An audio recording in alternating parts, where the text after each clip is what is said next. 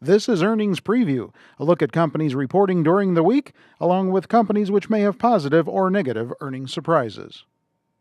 This earnings preview for the week of October the 19th through the 23rd. Charles Roplet, senior market analyst here at Zacks.com, here with me once again to go through the finer points of this week's analysis.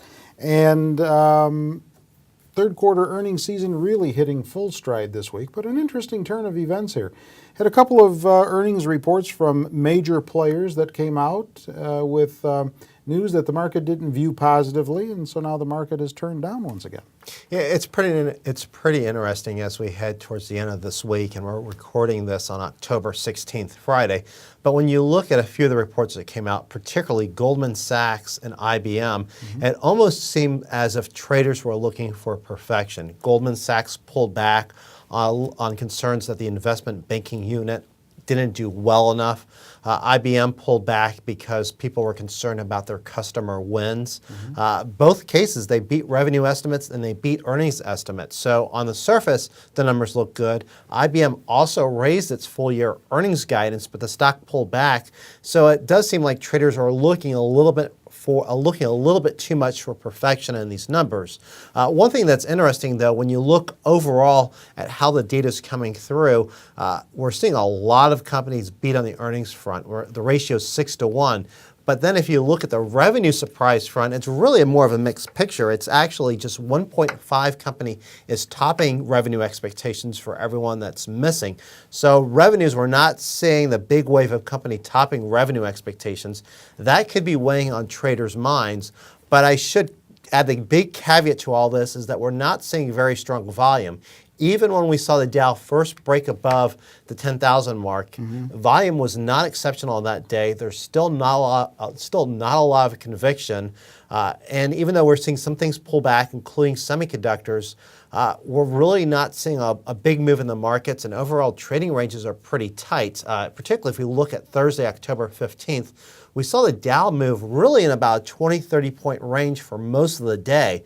So although there might be some concern about the Dow pulling back from 10,000, obviously as we record this in the morning, anything can happen in the afternoon. Right. I think it's very important for people to understand that we're still looking at a light volume scenario, and I think we'll know a lot more about how the reaction is to earnings over the coming week when we have so many companies reporting. So I'm guessing it's still too early to tell whether earnings are going to help to confirm any kind of a recovery, he asked tongue-in-cheek.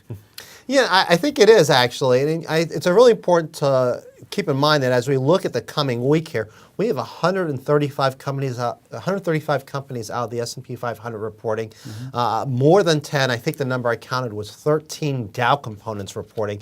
So a lot of large cap companies reporting, a broader mix of industries. So I think we'll have a better idea of how earnings season looks and how the market is interpreting earnings season a week from now than we will right now. Given what you just said, is this the most critical week in the third quarter reporting season?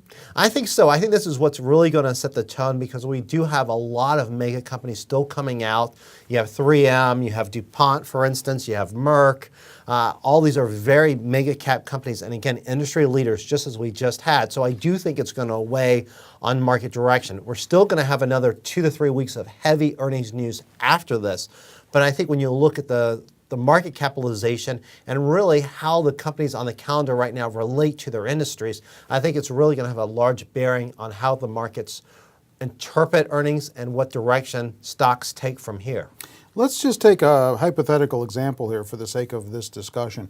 Let's say that third quarter earnings don't come in totally according to expectations on the street, and the market begins to pull back on the heels of third quarter earnings season. Is that disappointment in third quarter earnings, or is that natural, normal pullback that everybody was looking for in the stock market? I think it's a combination of both. There is a lot of optimism being priced in the third quarter earnings. We didn't have a lot of warnings. And so I think people are looking at the economy, seeing the stabilization, seeing signs that the economy has stabilized. And now they're going to companies and saying, as if investors are all from Missouri, and they're looking at these companies and saying, show me. And so when we look at the companies, some of the companies that are doing well in reaction to earnings, such as Google, they are saying, here, I'm showing you business is getting better. Where you look at some other companies, some traders are looking in the details of the numbers and saying, well, what you showed me wasn't good enough. Sooner or later, we're going to end up in a prolonged trading range. The big question is what's the high end and what's the low end. But I think when we look at the markets right now, we really have not hit resistance on the Dow. The first line of resistance, and it's soft resistance, but the first line of resistance is at 10,200. So it's still possible we could see more short-term upside to the market. If we do have a pullback, I think people should keep an eye on down 9,400. That seems to be the first level of support.